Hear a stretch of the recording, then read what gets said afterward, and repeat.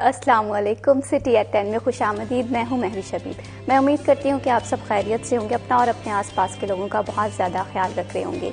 ज़िंदगी एक दफ़ा ही मिलती है और कोशिश करें कि इसे बहुत अच्छे से जिया जाए, दूसरों के लिए भी आसानियाँ पैदा की जाएँ और अपने लिए भी आसान तरीक़ाकार ज़िंदगी को जीने का अपनाया जाए। ज़िंदगी में मुश्किलात भी आती हैं और समटाइम हमें हार्ड वर्क भी करना पड़ता है।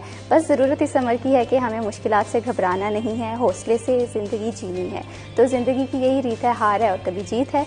तो कोशिश करें कि इसे अच्छे से स्पेंड किया जाए। हम चलते हैं हमारे गेस्ट की जानिब, जिन्हें हमें ज्वाइन किया है कामरान सईद ने। हमारे रिपोर्टर भी हैं और रिपोर्टर होने के साथ साथ एक शायर भी हैं, और उनके साथ हमें ज्वाइन किया है अवैस अली ने। हमारे रिपोर्टर हैं, फैसलाबाद के जितने भी मसाइल हों, रेलवे के हों, फेस्को के हों, कि गहरी नज़र होती है इनके हर मामला पे। अस्सलाम वालेकुम। वालेकुम अस्सलाम। कामरान कैसे हैं आप? मैं बिल्कुल ठीक। अवैस आप बताएं कैसे हैं आप? शुक्र, आप सुनाएं ठीक ठाक हैं? अल्हम्दुलिल्लाह मैं बिल्कुल ठीक हूँ। कामरान, एक चीज़ है जो कि क्योंकि आप शायर भी हैं, मैं आपसे जानना चाहूँगी कि मौजूदा दौर और शायरी, इन दोनों का आपस में क्या ताल्लुक़ है? आप क्या समझते हैं कि आज की शायरी जो है वो कितनी मुख्तलिफ है आज से पुराने दौर से? महविश, शायरी जो है ना, ये हर दौर में अहमियत की हामिल होती है। यानी एक शेर है कि मुब्तलाए दर्द कोई उज़्व हो, रोती है आँख, किस कदर हमदर्द पूरे जिस्म की होती है आँख। तो शायर की मिसाल जो है वो भी मुआशरे की आँख किसी है। अगर हम सोसाइटी को या अहद हाजिर को, जिसकी शायरी की आप बात कर रहे हैं, एक जिस्म की मिसाल लें तो उसमें जिस्म में आँख जो है ना वो शायर होता है। तो यही वजह है कि सोसाइटी में आप कुछ भी देखें, कुछ गलत हो रहा है, किसी के साथ ज्यादती हो रही है, तो लिखने वाले जो कलमकार होते हैं, जो शायर होते हैं, तो वो उनका कलम जो है वो लिख रहा होता है, यानी कि वो उसका नोहा लिख रहे होते हैं। तो ये मुब्तलाए दर्द इस सोसाइटी का अहद हाजिर में कोई भी फर्द होगा तो आंख रोएगी, यानी कि शायर रोएगा, वो लिखेगा। तो बड़ा गहरा ताल्लुक है शायरी का और सोसाइटी का। तो अहद हाजिर की भी अगर बात की जाए तो शायरी जाहिर है वक्त के साथ साथ तब्दील होती है। आपने पूछा कि कितनी मुख्तलिफ है, तो बहुत मुख्तलिफ है। यानी हर दौर की ज़ुबान अलग होती है, हर दौर के मसाइल अलग होते हैं, हर दौर के तकाजे जो हैं वो भी अलग होते हैं। तो अगर इसी तरह बात की जाए पाकिस्तान की, अभी जो बर सगीर में यानी तकसीम के बाद की शायरी है और तकसीम से पहले की शायरी है, तो वो हालात व वाक़यात के हिसाब से तब्दील होती जा रही है और मुसलसल एक सफ़र में है। तो बिल्कुल ये कहीं ना कहीं चेंजेस जो हैं ये हर फील्ड की रिक्वायरमेंट है, शायरी की भी हो, वो हमारे हेल्थ केयर सेक्टर, टेक्नोलॉजी भी जाहिर सी बात तरक्की कर रही है। वैसे आपसे मैं जानना चाहूँगी कि आप भी शायरी सुनते हैं, तो आप क्या समझते हैं कि शायरी में सादा अल्फाज का इस्तेमाल कितना ज़्यादा ज़रूरी है? बिल्कुल महविश, हम देख रहे हैं कि आज से 10 साल कबल जो लोगों का रुझान था शायरी की तरफ, स्कूलों में और कॉलेजेस में भी बहुत से मुशायरे होते थे, लेकिन आजकल इसका कल्चर जो है वो दम तोड़ता चला जा रहा है। तो इसकी वजह जो है वो क्या हो सकती है? और आजकल जो शायर, ये बात नहीं है, फैसलाबाद के जो शायर हैं वो उन्होंने हर दौर में अपना लोहा मनवाया है और बहुत बहुत खूबसूरत लिखने वाले हैं। कामरान भाई भी माशाल्लाह बड़ा, इनके जो शेर हैं पढ़ के मज़ा आ जाता है। तो इसी तरह से जो मौजूदा दौर है, बस इसमें दरख्वास्त सिर्फ इतनी है आजकल के जो शोरा कराम हैं उनसे, कि आजकल की जो नई नस्ल है वो बदकिस्मती से उनको कम पढ़ने की आदत है और शायरी से इतना लगाव भी नहीं है। तो आजकल के जो शायर हैं उनको थोड़ा सा ये देखना चाहिए कि ये जो बच्चे हैं ये उर्दू अदब से इतना वाबस्ता नहीं है, क्योंकि सोशल मीडिया ने लोगों को जो है वो कम वक्त में ज़्यादा सीखने की आदत डाल रखी है। तो इनको चाहिए कि जो शायर हैं, इंतहाई अदब से उनसे दरख्वास्तें करूँगा कि इस तरह के अल्फाज का इस्तेमाल किया जाए ताकि जो नई नस्ल है उनके समझ में तो आए बात। क्योंकि अगर आप वही खालिस उर्दू का जो है वो इंतखाब करेंगे, वो अल्फाज इस्तेमाल करेंगे, तो आजकल की नई नस्ल के क्या हमारे ऊपर से वो बातें जो है वो गुजर जाती हैं। तो इसमें कामरान भाई की से हम बिल्कुल उनसे हम मदद हासिल करेंगे कि इस हवाले से कामरान भाई हमको बताएं कि आजकल शायरी से इतना क्यों जो है वो लोग दूर हो गए हैं, और दूसरा उस तरह से जब हम देखते थे पहले लोगों के शेर मकबूल होते थे, आजकल वो जो है वो क्यों नहीं हो रहे, वो ट्रेंड नहीं देख रहे। अगर नौजवान नस्ल की भी बात करें तो यही क्वेश्चन मैं आपसे भी करूंगी, क्योंकि आप भी एक शायर हैं। लफ्ज़ों का चुनाव बहुत ज़्यादा ज़रूरी होता है शायरी में, तो आप क्या समझते हैं कि सादा अल्फाज वाली शायरी ज़्यादा मकबूल रहती है अवाम में, या इसकी बजाय कि हम खालिस उर्दू इस्तेमाल करें शायरी में? महविश, इसमें मैं बिल्कुल अवैस की बात को सेकंड करूंगा। इन्होंने बिल्कुल ठीक कहा है और जैसा कि मैंने भी कहा, और आपका पहला सवाल भी यही था कि आज के दौर की शायरी, तो शायरी उसी जुबान में होनी चाहिए जो आज की जुबान है, जो रोजमर्रा की जुबान है, जिस जुबान में मैं और आप इस वक्त यहाँ बैठकर गुफ्तगू कर रहे हैं। मैं बोल रहा हूँ, आपको समझ आ रही है बात, आपकी समझ में हर वो बात आ रही है जो मैं बोल रहा हूँ। अब अगर मैं शेर ऐसी जुबान में, ऐसे अल्फाज में कहना शुरू कर दूंगा जिसमें आपको वो मैसेज ही कन्वे नहीं हो रहा जो शायर जो कहना चाहता है, अगर वो सामे को समझ ही नहीं आ रहा, तो मेरे ख्याल में ऐसी शायरी का कोई फायदा नहीं है। और यही वजह है जो कि अवैस ने कहा कि अगर नौजवान नस्ल अच्छे शायरों से, शायर बहुत अच्छे होते हैं, उनके शायरों में जो ख्यालात होते हैं, जो मौज़ूआत होते हैं, जो उन मौज़ूआत के जो समझ लीजिए कि जो मतालिब होते हैं, वो अगर आम फहम हो जाएं तो वो उन लोगों को भी समझ में आ जाएंगे जिनको मुश्किल उर्दू समझ में नहीं आती। तो ये बहुत ज़रूरी है। जैसे कि मीर ने भी कहा था कि गुफ्तगू पर मुझे अवाम से है, यानी मीर तकी मीर की शायरी अगर आज के दौर में आप पढ़ेंगे ना तो वो आपको बड़ी मुश्किल लगेगी। लेकिन मीर भी अपने दौर में ये कह रहे थे कि मैं जो गुफ्तगू कर रहा हूं मेरे मुखातिब अवाम हैं, खवास नहीं है। खवास को इम्प्रेस करने के चक्कर में, अगर अपनी शेरी धाक बिठाने के चक्कर में आप कोई ऐसे अल्फाज इस्तेमाल कर रहे हैं जो कि 90% पॉपुलेशन के सर से ही गुजर रहे हैं, तो मेरे ख्याल में उस शायरी का कोई फायदा नहीं। बिल्कुल कामरान, अल्फाज का चुनाव बहुत ज़्यादा ज़रूरी भी है। जितने ज़्यादा सादा होंगे इतने ज़्यादा वो लोगों तक भी पहुँचेंगे, और जिसे कहते हैं कि शायरी तो यही है कि दिल में जगह बनाना, एक घर कर जाएंगे।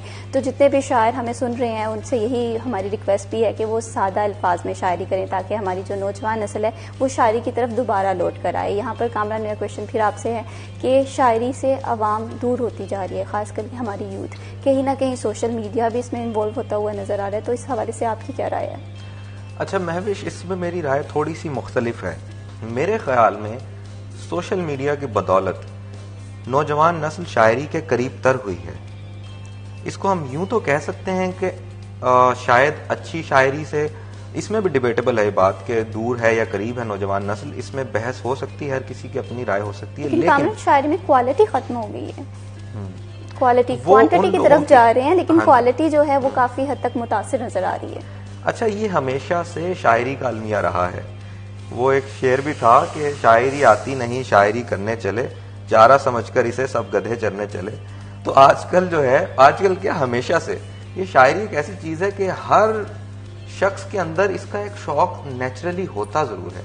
हर कोई चाह रहा होता है कि मैं कुछ ना कुछ लिखूं, कोई शेर लिखूं, कोई नज्म, कोई गजल मैं लिखूं, लेकिन वो उसको उन शेरी तकाजों के मुताबिक जब नहीं लिख पाता तो उसमें वो मयार नहीं आता। तो जाहिर है सबसे बुनियादी जो चीज़ें हैं, यानी अरूज हैं, उसके अलावा आपका जो है वो ख्याल किस कदर पुख्ता है, ये सारी चीज़ें जो हैं ये आपको तब समझ में आती हैं जब आपने बहुत सी शायरी पढ़ रखी होती है। अच्छे शुअरा की बहुत सी शायरी जब आप पढ़ लेते हैं, उसके बाद आप इस काबिल होते हैं कि आप कोई अच्छा शेर कह सकें। बिल्कुल, ये चीज़ें ना कहीं हम हमारी जो यूथ है वो स्टडी नहीं करती है। वट एवर उर्दू है, हमारे पास लिटरेचर से, जिसे कहते हैं उर्दू लिटरेचर में बहुत काम हुए हैं। यहाँ पर वैसे आपसे मैं जानूंगी कि आप भी यकीनन शायरी सुनते होंगे, तो सोशल मीडिया आप देखते हैं कि सोशल मीडिया नौजवान को शायरी से करीब कर रहा है कि ये एक जिसे कहते हैं कि दूरी करने का सबब बन रहा है? बिल्कुल महविश, सोशल मीडिया जो है वो नौजवान नस्ल को शायरी से दूर, सिर्फ शायरी से ही दूर नहीं कर रहा। बहुत सी ऐसी चीज़ें हैं माशरे में हम देख रहे हैं कि सोशल मीडिया उनसे नौजवान नस्ल को दूर कर रहा है। देखें, शायरी आती है उर्दू अदब में, तो आजकल हम देख रहे हैं कि आजकल लोगों में, सोशल मीडिया में बहुत से लोग ऐसे अल्फाज इस्तेमाल कर लेते हैं जो कि नहीं करने चाहिए। उसकी बड़ी वजह यही है कि हमारी जो अदब से वाबस्तगी है वो ख़त्म होती चली जा रही है। हमें अल्फाज का चुनाव नहीं करना आ रहा कि अगर किसी से इख्तलाफ भी हमने रखना है तो किस तरह के अल्फाज जो हैं वो इस्तेमाल करने हैं। तो ये सारी चीज़ें इसी में आती हैं कि जब आप ज़्यादा से ज़्यादा शायरी पढ़ेंगे, अदब से वाबस्ता होंगे, तो आपकी शख्सियत में जो है वो एक निखार आ जाएगा। तो जब आपकी शख्सियत में निखार आ जाएगा तो आप माशरे में ना तो बदज़बानी करेंगे और ना किसी से कोई ऐसा रवैया इख्तियार करेंगे कि जिससे सामने वाले का जो दिल है वो आपसे नाराज़ हो। तो यही वजह है कि हम देखते हैं कि सोशल मीडिया पर लोग इख्तलाफ इस अंदाज से कर रहे होते हैं जो कि काबिल बर्दाश्त नहीं होता। तो इसीलिए माशरे में अदब को फ़रोग देना चाहिए, और जो इस वक्त हमारे शायर हजरात हैं उनको भी ये देखना होगा कि वो ख़ास तौर पर जो मौजू का इंतखाब है वो करते वक्त जो है वो इसको तमाम तर मलहूज़े खातर रखें कि मौजूदा सूरत हाल क्या है। अब देखें, बिल्कुल अवैस, जिस तरह से अगर कलम की बात करें बहुत ताकत है इसमें, इसे हमेशा जैसे कहते हैं हालात व वाक़यात के अकॉर्डिंग होना चाहिए। लेकिन आजकल जो शायरी है या जो शायर है उनका टॉपिक कुछ और ही है, जो कि मौजूदा सिचुएशन या हालात पे उस तरह से नहीं, बिल्कुल हालात पे उस तरह से नहीं होता। देखें, अब मौजू का जब इंतखाब करेंगे, अगर देखें माशरे में पहले ही लोगों में बहुत सी परेशानी है, लोग आजकल के जो हालात हैं उससे मायूस हैं, तो अगर आपका जो मौजू है वो मौजूदा दौर के मुताबिक नहीं है, संजीदा मौजू है, लोग आजकल संजीदा मौजू नहीं पढ़ना चाहते क्योंकि लोगों में पहले ही बहुत सी परेशानियां हैं। और उसके साथ साथ हम देख रहे हैं कि जो इसके अलावा जो ज़्यादा लोगों में मकबूल होती हैं वो रोमानवी जो शायरी है, कामरान बेहतर समझते हैं, वो लोगों में ज़्यादा मकबूल होती है। तो जो शायर हजरात हैं उनको आजकल की जो नौजवान नस्ल है उनको अपने अंदाज में इस नौजवान नस्ल को जो है वो दोबारा से वापस अपना जो शायरी है उसका रुझान उनमें बढ़ाना होगा। लेकिन वो इसी तरह से मुमकिन है जब आप लोगों का जो रुझान है वो समझेंगे और उसके मुताबिक लिख के, ताकि लोग आपसे सीखें भी और जो लोग जो आप लिख रहे हैं लोग वो सुनना भी चाहें। और शायरी जो है वो हर दौर में, और आजकल के दौर में मैं ये नहीं समझता कि बिल्कुल लोग सोशल मीडिया पर जा चुके हैं। देखें, आज भी जो अच्छे शेर हैं अब वो ज़बान ज़द आम होते हैं, हम देखते हैं कि लोगों में वो मकबूल भी होते हैं, और सोशल मीडिया पर भी चंद ऐसे क्लिप्स जो शुरा हजरात हैं उनके मौजूद होते हैं कि बल्कि चंद रोज़ पहले जो इंडिया में मुशारा हो रहा था, कामरान समझते कि उसमें बहुत से ऐसे क्लिप्स हैं कि बहुत ज़बरदस्त जो वो वायरल हो जाते हैं सोशल मीडिया पर भी। मैं यहाँ पर एक बात फिर इसको जो है ना करना चाहूँगा कि एक्चुअली सोशल मीडिया में अगर हम गौर करें ना तो शायरी सोशल मीडिया की वजह से नौजवानों तक पहुंची है। आप अली ज़रियून, तहजीब हाफी, उमैर नजमी, बिल्कुल ऐसे अम्मार इकबाल या दीगर इंडिया के जो शुआरा हैं उन सारे शुआरा की शायरी जो किताबें पढ़ने का तो रुझान बहुत अरसे का खत्म हो गया था, एक अरसा हुआ यानी दिहाई हो चुकी, 2 दिहाइयां हो चुकी, हमने किताबें पढ़ना छोड़ दी। ये सोशल मीडिया में आने के बाद जो शायरी अक्रॉस द बॉर्डर्स, मेरी गजलें बहुत सारी इंडिया में आज सोशल मीडिया पर सुनी जाती हैं, तो मैं ये कैसे ना कहूं कि सोशल मीडिया ने शायरी से दूर नहीं किया, सोशल मीडिया ने एक्चुअली शायरी से लोगों को अदब से, लिटरेचर से करीब किया है। हाँ, सोशल मीडिया पर जो दीगर खुराफात मौजूद हैं वो शायरों का कसूर नहीं है। बिल्कुल कामरान, आपका पॉइंट ऑफ व्यू ये है कि सोशल मीडिया ने शायरी के लिए काफ़ी ज़्यादा काम किया है, लेकिन एक चीज़ जो है वो शायरी में मैं जो समझती हूँ कि वो ये है कि क्वांटिटी है लेकिन क्वालिटी नहीं है। अभी ज़रूरत इस बात की है कि हमें क्वालिटी पे वर्क करना होगा। अभी वक्त तो एक ब्रेक का, हमारे साथ रहिए।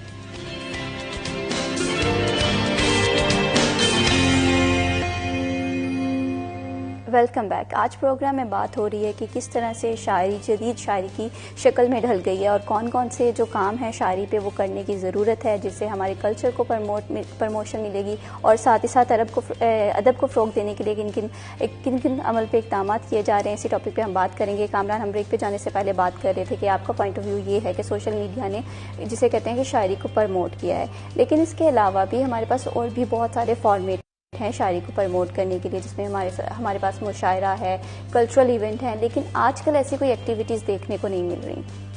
अच्छा, अगेन महविश, मैं ये कहना चाहूँगा कि मुशायरे भी बहुत हो रहे हैं, और जब मैं बात करता हूँ कि सोशल मीडिया पर शायरी को प्रमोशन मिल रही है तो एक्चुअली वो उन मुशायरों की ही वीडियोस लग रही होती हैं सोशल मीडिया पर।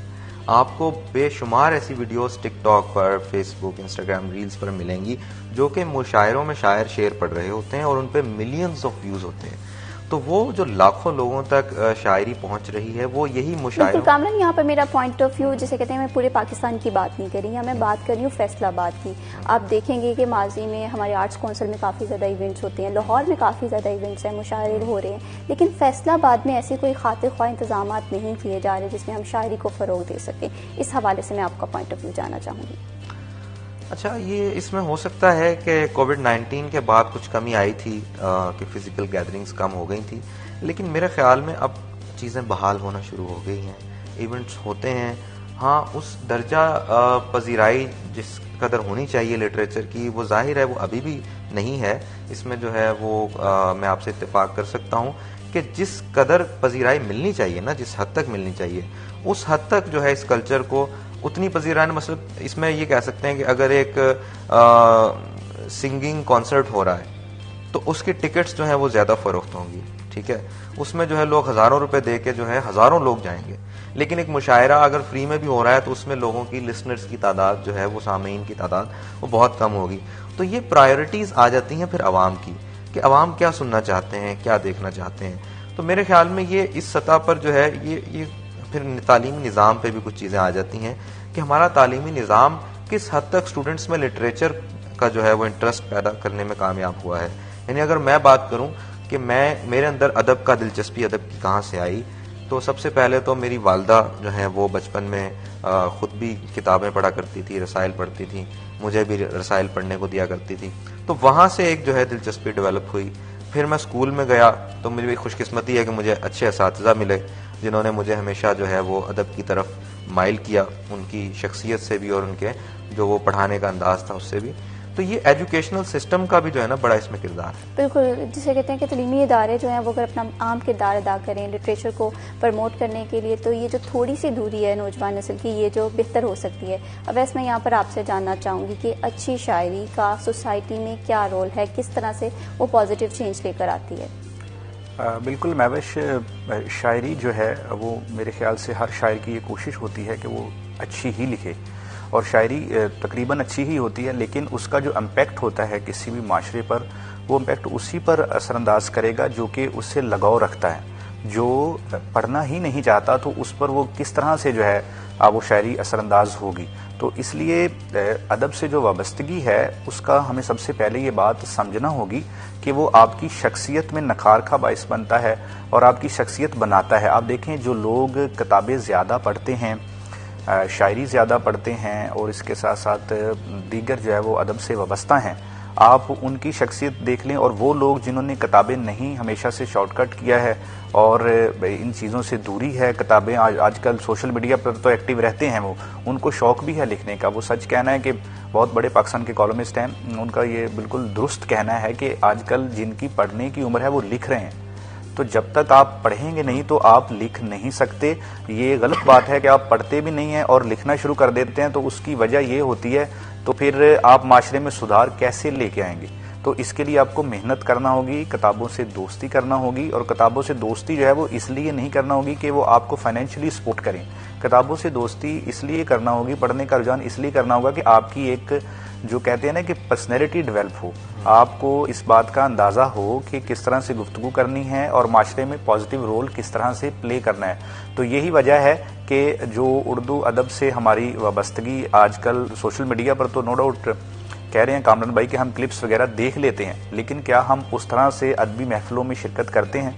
और क्या हम उस तरह से जो मशारे होते हैं हम अक्सर कवर भी करते हैं, वहाँ पर जो आम पब्लिक है हमें बहुत कम तादाद में दिखाई देती है। तो बहुत एक मायूसी सी फैल जाती है कि क्या यहाँ पर जो एक शायर है वो शायर को सुनने के लिए तशरीफ फरमा है। बिल्कुल, शायर होते हैं, हाथ जो है वो बदल गई हैं। अगर फैसलाबाद में कोई कंसर्ट होगा तो देखेंगे कि हमारी यूथ काफी ज्यादा उसके लिए एक्साइटेड भी होगी, टिकट्स जो है हाथों हाथ बिक जाएंगी। लेकिन मुशायरा जब हो रहा है तो उस तरह से वहाँ पर यूथ की इन्वॉल्वमेंट नहीं होगी। कुछ पुराने लोग होंगे जो कि शायरी से ताल्लुक रखते हैं या जिन्हें पसंद है वो उन मुशायरों को अटेंड करना पसंद करते हैं। तो कामरान, यहाँ पर मेरा सवाल ये है, क्योंकि अभी अवैस ने बात की कि शायरी को सिर्फ लिखा जा रहा है, पढ़ा नहीं जा रहा, तो शायरी में जो अहम किरदार रहा है वो नसर का रहा है, ठीक है, अफसाने का रहा है। तो इस हवाले से आपका क्या कहना है?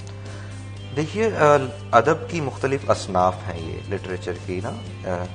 नसर जो है या नसर की आगे मुख्तलिफ असनाफ हैं जिसमें कहानी है, अफसाना है, नावल है, ड्रामा है, ये सारे नसर में आते हैं। और शायरी जो है वो एक मंजूम शक्ल है अदब की, जिसमें आप जो कहते हैं वो एक तो पाबंद शायरी जिसको कह लीजिए वो अरूस यानी वज़न में होती है, तो उसके जो है वो अपने कुछ तकाजे हैं कि वो बहरें होती हैं मुख्तलिफ, उसका एक पूरा इल्म है कि उसको कैसे आपने उन बहरों के अंदर लेकर आना है। वो मैं यहाँ पे डिस्कस करूँगा, बड़ा कॉम्प्लिकेटेड हो जाएगा। तो मैं सिर्फ यही कहना चाहूँगा कि अदब की तमाम असनाफ का किरदार अपनी अपनी जगह बहुत अहम है। यानी नॉवेल्स का किरदार बहुत रहा है हमारी हिस्ट्री में। अब अगरचे नॉवेल्स पढ़ना जो है वो कम हो गए हैं लोग, उसकी वजह यह है कि नॉवल एक बहुत तवील सिन्फ है। इतने मोटे 300-300 सफ़हात के नॉवेल्स पढ़ने का आज के दौर में, जब ज़िंदगी बहुत मसरूफ़ और तेज़ हो गई है, लोगों के पास उतना वक्त नहीं है। अफसाना किसी हद तक अब भी सरवाइव कर रहा है क्योंकि वो नॉवल से मुख्तसर होता है। आज के दौर में शायरी सबसे ज्यादा वायरल क्यों हो रही है? इसकी वजह यही है कि ये मुख्तसर होती है, रील्स में आ जाती है, सोशल मीडिया पर इजीली अवेलेबल है। पूरा पूरा अफसाना बैठ के आज भी कोई नहीं सुन सकता। बहुत कम लोग हैं ऐसे जो कि अफसाने किताबों में बैठ के आज भी पढ़ते हैं। और वो सऊद उस्मानी साहब का एक शेर है, बहुत अच्छे शायर हैं, कि कागज की ये महक, ये नशा रूठने को है, ये आखिरी सदी है किताबों से इश्क की। बिल्कुल, किताबें बहुत ज़्यादा ज़रूरी हैं। कामरान, यहाँ पर मैं आपसे जानना चाहूँगी कि आप क्योंकि शायर भी हैं, तो आपके फेवरेट शायर कौन हैं जिसे आप बहुत ज़्यादा इंप्रेशन लेते हैं और सोचते हैं कि काश मैं इसकी तरह लिख सकूँ? या एक होता है ना कि एक पर्सनैलिटी, एक आइडियल होता है। इसमें बहुत से शायर ऐसे हैं कि मतलब एक लंबी लिस्ट है मेरे फेवरेट्स की। क्लासिक्स में से जो है वो बहुत लंबी लिस्ट है, फिर असर हाजिर में बहुत लंबी लिस्ट है। तो कोई एक शायर जो है वो फेवरेट करार देना मेरे लिए बहुत मुश्किल होगा। हाँ, और दूसरी बात ये कि इस जैसा लिखना शायरी में और दूसरी फील्ड्स में एक ये बड़ा अहम फर्क है कि अगर एक्टिंग है या क्रिकेट है तो उसमें कोई कह सकता है कि मैं सचिन तेंदुलकर जैसा बैट्समैन बनना चाहता हूँ या मैं फलां एक्टर जैसा जो एक्टर बनना चाहता हूँ। शायरी में आप किसी की नकल कर ही नहीं सकते। इसमें आप ये कह ही नहीं सकते कि आप उस जैसी शायरी जो है वो लिखना चाहते हैं। असल में शायरी होती ही वो है जो शायर के अंदर होता है। यानी शायर जो लिख रहा है, अगर वो उसके अंदर की दास्तान नहीं है, उसके अपने जाती महसूसात, जज्बात और उस पर जो गुजरी हुई वारदात है, वो चाहे उसके अंदर गुजर रही है या उसके बाहर सोसाइटी में गुजर रही है, वो उसकी फीलिंग्स, उसके महसूसात और उसके अल्फाज में ढलकर जब उसके अंदाज में आती है बाहर, तो वो उसे एक पर्टिकुलर शायर की शायरी होती है। तो शायरी जो है उसमें ये बल्कि बड़ी अहमियत है। आपने अक्सर सुना हो, कहा जाता है मुनफरिद लबो लहजे के शायर। तो मुनफरिद होना किसी भी शायर के लिए इंतहाई अहम है कि उसका जो रंग हो, उसका उसलूब हो, वो उसी का हो, वो किसी से मैच ना करता हो। लेकिन अच्छा लिखने वाले जो हैं वो बिलाशुबा बहुत सारे हैं। वो मीर से लिस्ट शुरू होती है और गालिब तक आती है। तो ग्रेड्स को जो है वो कोई भी पढ़े बगैर अच्छा शायर नहीं बन सकता। आज के दौर में बहुत से अच्छे शायर हैं। मैंने सऊद उस्मानी साहब का जिक्र किया, इसी तरह और बहुत से जो हैं, अंजुम सलीमी हैं, मकसूद वफा हैं। आज के दौर में जो जिंदा जो शायर हैं, अजहर फराग हैं, उमैर नजमी हैं, तहजीब हाफी हैं, अली जरियून हैं, और भी बहुत से नाम हैं जो कि अमार इकबाल हैं, जिनको मैं बहुत शौक से सुनता हूँ। बिल्कुल, तहजीब हाफी तो बहुत अच्छा लिखते भी हैं और बहुत जिस तरह से उनका अंदाज है शेर बयान करने का, वो भी बहुत ज़्यादा जिसे कहते हैं कि तारीफ के काबिल है। अभी वक्त तो एक ब्रेक का, हमारे साथ रहिए।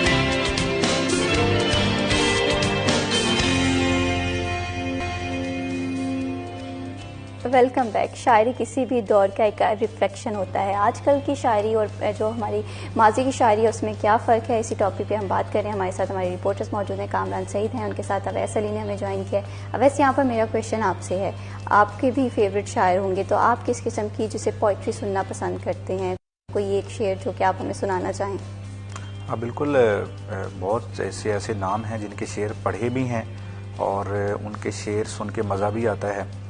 और जिस तरह से फैज़ अहमद फैज़ हैं और उनके साथ साथ फ़राज़ अहमद की जो बहुत से अहमद फ़राज़, उनकी शायरी जो है वो बहुत सुनी है और सुन के मज़ा भी आता है। तो बहुत बड़े बड़े नाम हैं शायरी के हवाले से। लेकिन हम देख रहे हैं कि मौजूदा दौर में भी बहुत अच्छी शायरी हो रही है, लेकिन मैं ये समझता हूँ कि उस कैलिबर के जो शेर हैं वो हमें आज सुनने को नहीं मिलते, बल्कि उन्हीं शेरों को पढ़ के जो है वो आज अब कभी भी अगर दिल करे शायरी पढ़ने का, तो इतने जो है वो दिलचस्पी से तो नहीं पढ़ते, लेकिन कभी अगर कहीं दिल करे तो ये जो शायर हैं फ़राज़ अहमद फ़राज़, और इनकी जो शायरी है वो बहुत ही ज़बरदस्त है। और फैसलाबाद में भी बहुत से शायर हैं। तो हमारे साथ कामरान साहब मौजूद हैं। मैं आपसे भी दरख्वास्त करूंगा कि इनके बहुत खूबसूरत शेर हैं वो जो इनसे, ताकि हमारे जो देखने वाले हैं वो भी सुने और इनसे जो कामरान साहब कोई खूबसूरत सा शेर जो है वो हमें सुनाएं। बिल्कुल कामरान, अवैस को तो खैर शायद इस तरह से नहीं आते, इसीलिए उन्होंने मामला जो है आप पे डाल दिया है। तो इसलिए मैं आपसे सुनना चाहूंगी कि आपकी कोई फेवरेट गज़ल या कोई शेर जो आपने लिखा हो। हाँ जी, मेरी जो गज़ल सबसे ज़्यादा वायरल भी है और पाकिस्तान इंडिया दोनों में बहुत पसंद की जाती है, वो आपको मैं सुनाता हूँ। जौक दर जौक लगातार मुनाफिक निकले, जौक दर जौक लगातार मुनाफिक निकले, मुनाफिक निकले। हैफ सद हैफ मेरे यार मुनाफिक निकले। वाह क्या बात। खून पीते रहे जो दोस्ती के पर्दे में, देखिए कितने समझदार मुनाफिक निकले। वाह वाह इस कहानी के मुसन्निफ से मुझे नफरत है, इसके तो मरकजी किरदार मुनाफिक मुनाफिक निकले। वाह जी। और जो सबसे ज्यादा 2 शेर वायरल हैं, सिर्फ एक बार परख कर नहीं छोड़ा तुमको, सिर्फ एक बार परख कर नहीं छोड़ा तुमको, तुम मेरी जान बहुत बार मुनाफिक मुनाफिक। वाह वाह वाह वाह। बेसबब दोगली चालों से हुआ क्या हासिल, बेसबब दोगली चालों से हुआ क्या हासिल, दोस्तों तुम यूं ही बेकार मुनाफिक। मुनाफिक। वाह वाह क्या जी, क्या बात। खूबसूरत और आपने आखिरी शेर है बयान इसका, किया। जी जी। दुख तो होता है मियाँ और बहुत होता है, जब कोई दोस्त कोई यार मुनाफिक। मुनाफिक। वाह क्या क्या बात। खूबसूरत जिसे कहते हैं कि शायरी है। किस तरह से आपने एक दोस्त की डेफिनेशन को बताया कि एक अच्छा दोस्त और एक जिसे कहते हैं मुनाफिक दोस्त में क्या डिफरेंस है। तो कामरान मैं यहाँ पर आपसे जानना चाहूंगी कि जब आपने ये सुना या लिखा तो इसके पीछे कोई स्टोरी थी या जस्ट वैसे ही आपके जहन में गजल आई और आपने लिख दी? फ्रीक्वेंटली एस्क्ड क्वेश्चंस में से एक है ये जो फैक्ट्स होते हैं ना मेरी इस गजल के बारे में, जहाँ कहीं मैं सुनाता हूँ तो पहला सवाल उमूमी तौर पे यही होता है कि ये आपने क्यों लिखा। और बात जब मैंने ये फेसबुक पे पोस्ट किया था ना तो मुझे किसी ने तो ये पूछा भी था कि क्या आप ठीक हैं, आप खैरियत से हैं, यानी इतनी शिद्दत इस गजल में है। और अगर कोई मतलब कोई टीचर्स या कोई सुनाने वाला कहीं किसी को सुनाता है ना ये गजल, तो मुझे एक टीचर ने बताया कि उनके स्टूडेंट्स ना एक दूसरे की तरफ देख रहे होते हैं शेर सुनते हुए कि यही मुनाफिक बैठा हुआ है साथ। बिल्कुल जिस तरह से आपने तो बताया, लेकिन अवैस ने इसे काफी ज्यादा एंजॉय किया है। आपके जिसे कहते हैं कि आंसर के बाद मैं अवैस से भी जानना चाहूंगी कि आखिर उसका क्या मोटिव रहा है, क्यों उसने इतना ज्यादा इस शेर को अहमियत दी है, और इसके पीछे अवैस आपकी भी कोई ना कोई स्टोरी जरूर होगी, तो अगर आप हमसे शेयर करना चाहें।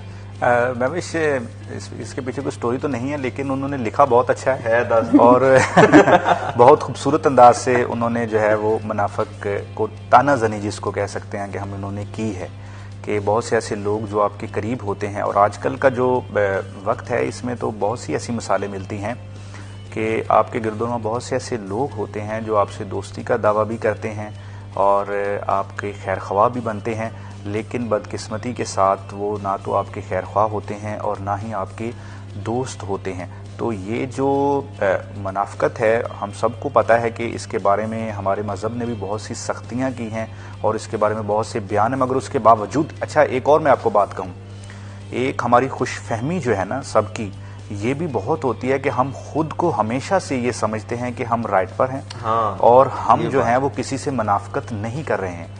तो प्लीज अपनी यही बात जो आप कह रहे हैं ना, हर बंदा ये सोचता है कि मैं ठीक हूँ, मेरे साथ मुनाफिकत हो रही है, तो सवाल फिर पैदा होता है मुनाफिक कौन है। तो ये जो चीज है ना, देखें अपनी जात की जो अकाउंटेबिलिटी है ना वो हमें करते रहना चाहिए। क्या हमारे अंदर किसी के लिए मुनाफिकत तो पैदा नहीं हो रही? क्या हम दुरुस्त सिमत में जा रहे हैं? हमारे यहाँ होता यह है कि एक बहुत खूबसूरत जुमला लिखा किसी राइटर ने कि हम अपने लिए जो है दूसरों के लिए बहुत बेरहम जो है अब वो जज हैं और अपने लिए एक रहम दिल वकील हैं। हाँ।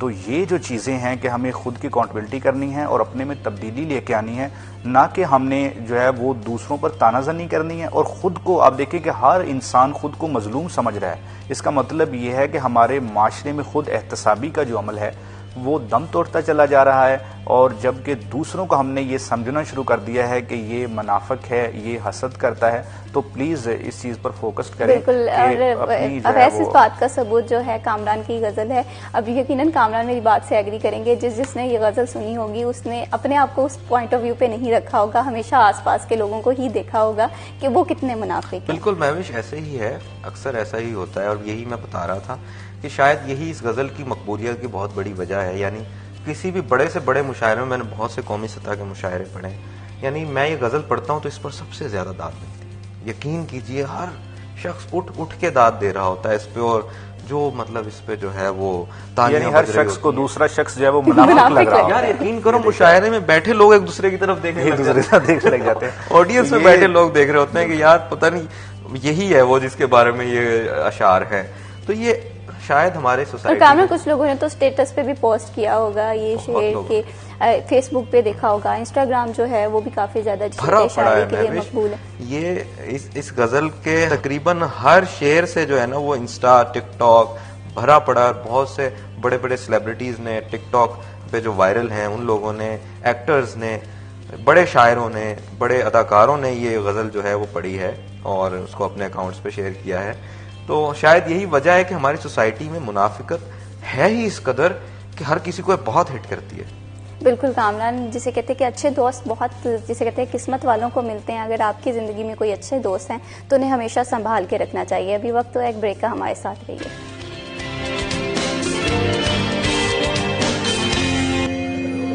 Welcome back. आज का प्रोग्राम इंतहाई दिलचस्प है, खास करके उन लोगों के लिए जो कि शायरी से काफ़ी ज़्यादा लगाव रखते हैं और वो जानना चाहते हैं कि शायरी किस तरह से आजकल के दौर में शायरी को फ़रोग़ करने के लिए क्या क्या इक़दाम किए जा रहे हैं। इसी टॉपिक पे बात करने के लिए हमारे साथ स्टूडियो में कामरान सईद मौजूद हैं, अवैस अली उनके साथ में ज्वाइन किया है। कामरान, शायरी के हवाले से बात हो रही है, लेकिन शायरी लिखने के भी असूल होते हैं। जिस तरह से एक कहानी लिखी जाती है उसका प्रॉपर, जिसे कहते हैं कि स्टार्टिंग होती है, एंडिंग होती है, तो शायरी लिखने के क्या क्या असूल हैं?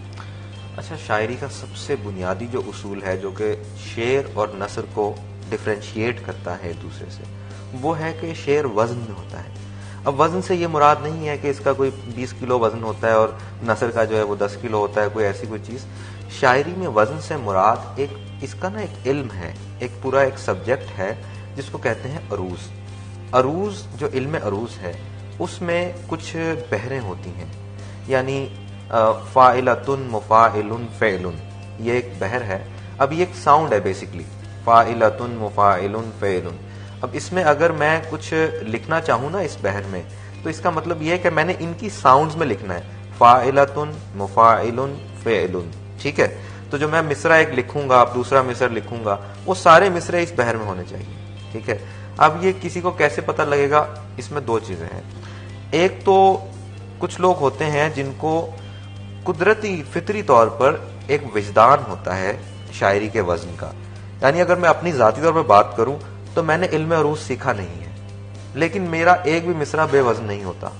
उसकी वजह क्या है कि मैंने शायद लिखने से पहले शायरी पढ़ी ही इतनी ज़्यादा थी कि वो जो बहरें थी वो मेरे लाशऊर में रच बस गई, समा गई। तो अब मैं जो लिखता हूँ वो सारा उन बहरों में उन औज़ान के मुताबिक ऑटोमेटिकली आ रहा होता है। तो ये एक चीज होती है कि आपको विजदान होता है इसका। दूसरा, अगर किसी को नहीं है और वो फिर भी चाहता है कि मैं शेर लिखूं, तो उसको फिर अरूज सीखना पड़ेगा। बिल्कुल कामरान, यहाँ पर एक और भी सवाल मेरे जहन में आ रहा है। एक अच्छा शायर एक अच्छा शेर लिख लेता है, लेकिन अंदाज़े बयान बहुत ज्यादा अहमियत रखता है, तो आप इस बात से कितना मुत्तफिक हैं? अंदाज़े बयान अगर बोलने के लिहाज से आप इसको कह रही हैं तो ये बड़ा अहम है कि अगर आपने, जब जाहिर है शेर लिखने के बाद दो ही मीडियम्स हैं उसको कन्वे करने के। एक है कि लिखी हुई तहरीर की शक्ल में, वो किताब की शक्ल में या किसी भी पोस्ट की शक्ल में लोगों तक पहुंचेगा, या दूसरा ये है कि आप बोल कर सुनाएंगे, ठीक है, मुशायरे में सुनाएंगे, वीडियो रिकॉर्डिंग में जैसे हम आज कर रहे हैं, इस तरह होगा। तो ये दो मीडियम्स हैं। अगर तो बात करेंगे लिखे हुए की, तो फिर तो वो अच्छी शायरी, अगर अच्छा उसने लिखा हुआ है तो वो उसका अंदाज़े बयान उसमें किसी उसका कोई अमल दखल है ही नहीं, वो पढ़ने वाले ने खुद ही पढ़ना है। लेकिन अगर वो पढ़कर सुनाना है किसी को, मुशायरे में जब पढ़ना है, तो अंदाज़े बयान जो है इंतहाई अहमियत का हामिल हो जाता है। वो इस तरह होता है कि बाज़ औक़ात बहुत अच्छी शायरी वालों को उतनी दाद नहीं मिलती, बहुत मयारी शेर पढ़ने वालों को उतनी दाद नहीं मिलती जितना कि एक गुजारे लायक शायरी होती है, लेकिन वो उनका अंदाज इस तरह का होता है कि वो बहुत सी दाद वसूल कर लेते हैं उसमें से। बिल्कुल, अंदाज़े बयान इस तरह से है कि बहुत अच्छे वॉइस ओवर्स भी हम देखें टिकटॉक पे, अगर कोई शायरी प्रमोट होती है तो शेर इतना ज़्यादा, जिसे कहते हैं कि बहुत आम सा होता है, लेकिन जिस तरह से वॉइस ओवर किया जाता है वो उसे कमाल बना देता है। वैसे यहाँ पर मैं आपसे जानना चाहूँगी कि हम सब इसी सोसाइटी में रहते हैं, तो आप क्या समझते हैं कि इसमें कौन सी जो एलिमेंट है हमारी शायरी का जो आजकल की सोसाइटी को मद्देनज़र रखते हुए जो मिसिंग है? बिल्कुल आजकल की जो शायरी है उसको मद्देनज़र रखते हुए और लोगों का जो मूड है, आजकल लोग संजीदा शायरी, तो मैं देखता हूँ कि आजकल लोग बिल्कुल भी नहीं संजीदा शायरी जो है वो सुनना चाहते। और उसके साथ साथ आजकल के लोग जो हैं वो पहले ही स्ट्रेस का शिकार होते हैं, ख़ासतौर पर पाकिस्तान में। तो लोग जो हैं वो ज़्यादा से रोमानवी शायरी जो है वो सुनना पसंद करते हैं। और उसके साथ साथ मज़ाहिया जो शायरी है जो मज़ा से भरपूर है, उस तरह हम देखते हैं कि मज़ा से भरपूर जो शायरी होती है वो लोगों में बहुत जल्द अपनी जगह बनाने में कामयाब भी हो जाती है। तो यही जो आजकल के शायर हैं उनको जो है वो लोगों का जो ज़ौक़ है, मौजूदा दौर में जो लोगों का ज़ौक़ है उसको मलहूज़ खातर रखते हुए शायरी का वही आप देखें तहज़ीब हाफ़ी है। और उनके साथ साथ दीगर जो शायर हैं उनकी जानिब से जो शायरी लिखी जाती है वो सोशल मीडिया पर वायरल भी होती है। और बिल्कुल कामर भाई ने बिल्कुल दुरुस्त कहा कि बात है वैस कि जिस पर कहा जाता है ना कि मयार, एक्चुअली लोगों की डिमांड जो आप बात कर रहे हैं ना वो कुछ है ही इस तरह की, यानी कि मिजाइया चीज चाहते हैं लोग, और जो आप बात कर रहे हैं उस तरह की चीज। बिल्कुल तो आप फिर शायरों को भी ना वो असल में वो फिर बिल्कुल कामरान, अगर हमारी ऑडियंस या हमें सुनने वाले लोग जो हैं वो मजाक चाहते हैं क्योंकि ऑलरेडी लाइफ में बहुत स्ट्रेस चल रहा है, तो फिर इस पर इतना ज्यादा काम क्यों नहीं हो रहा? हम देख रहे हैं कि अगर मजाक की बात करें तो बहुत कम शायर हैं जो इस टॉपिक को चूज करते हैं। जी बिल्कुल, मज़ाहिया शायरी जो है ये कम लिखी जाती है और इसकी वजह यह है कि ह्यूमर लिखना यानी मिजाज लिखना हर किसी के बस की बात भी नहीं है। सिर्फ वो चीज़ जो हंसा दे आपको और उसमें जो है मयार नाम की कोई चीज़ ना हो, वो थर्ड क्लास मेरे ख्याल में अगर वो हो तो उसको अच्छी शायरी नहीं कहा जाएगा, चाहे उस पर लाखों करोड़ों व्यूज़ आ जाए।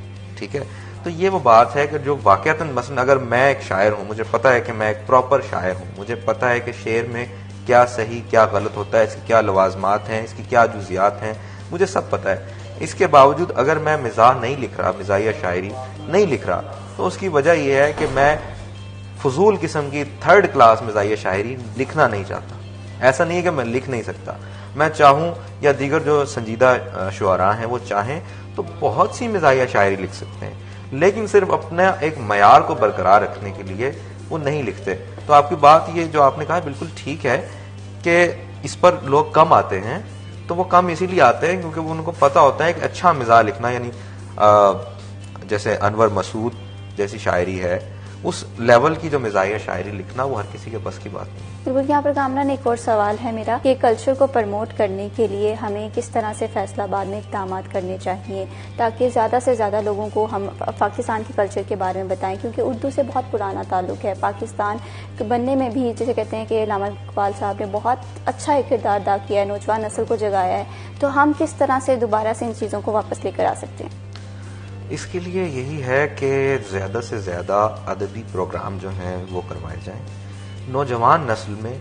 नौजवान से भी पहले मैं कहूँगा कि जो स्कूल लेवल पर है, जो बचपन है ना, वहीं से लिटरेचर को इंजेक्ट करना शुरू कर दिया जाए। बचपन से ही इतनी लिटरेरी एक्टिविटीज स्कूल्स में अवेलेबल होनी चाहिए कि उन बच्चों में वो जो दीगर चीज़ों की तरफ इंटरेस्ट डेवलप हो रहा होता है ना स्कूल्स में, उनके बजाय इन चीज़ों में ज़्यादा उनकी दिलचस्पी पैदा हो, ज़्यादा से ज़्यादा प्रोग्राम्स हों, उनमें लिटरेचर की भूख बढ़े, वो मजीद जैसे मैंने आपको बताया, ये बहुत जिसे कहते हैं इनिशियली लेवल पे इस पे काम होना बहुत ज़रूरी है, फिर जाके हम देखेंगे कि एक पुराना जो दौर है वो वापस लौट कर आएगा। Thank you so much Wais for joining this programme. Thank you so much Kamran Saeed, आपने हमारे प्रोग्राम को वक्त दिया। कोई भी फील्ड हो, वो हमारा लिटरेचर हो, वो हमारा अदब हो, वो हमारी टेक्नोलॉजी हो, हेल्थ सेक्टर हो, एक ही चीज़ की बहुत ज़्यादा ज़रूरत है, वो ये है अप टू डेट रहने की। अभी वक्त हुआ एक ब्रेक का, हमारे साथ रहिए।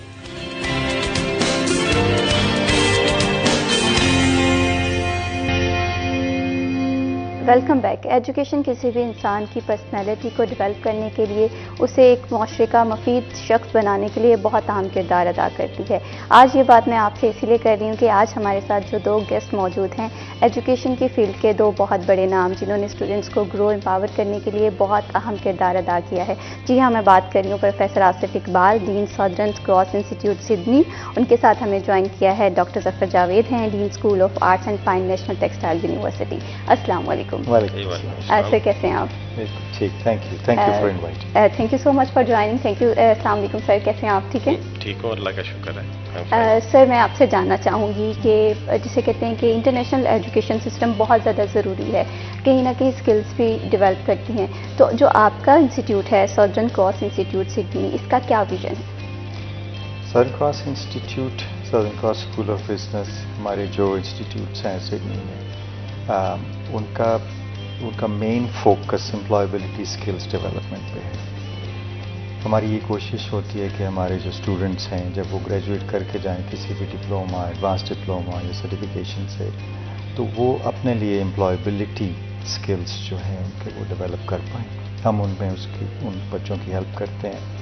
वो बच्चे जब अपनी क्वालिफिकेशन ख़त्म करते हैं वो अब मुफीद शहरी बन सकते हैं इस मुल्क के, या अगर वो जाना चाहें कहीं और अपना चूज़ करें, ऑस्ट्रेलिया, दुबई, चाइना, जधर भी वो जाना चाहें, वो स्किल्स जो उन्होंने लिए अपने कोर्स के दौरान वो उनको हेल्प करते हैं।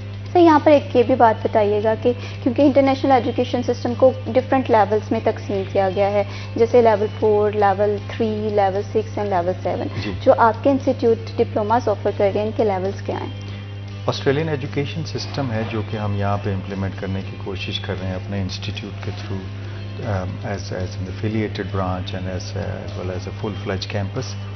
ऑस्ट्रेलियन एजुकेशन सिस्टम जो है वो एक ऑस्ट्रेलियन क्वालिफिकेशन फ्रेमवर्क के थ्रू चलता है, फ्रॉम लेवल 1 टू लेवल 10।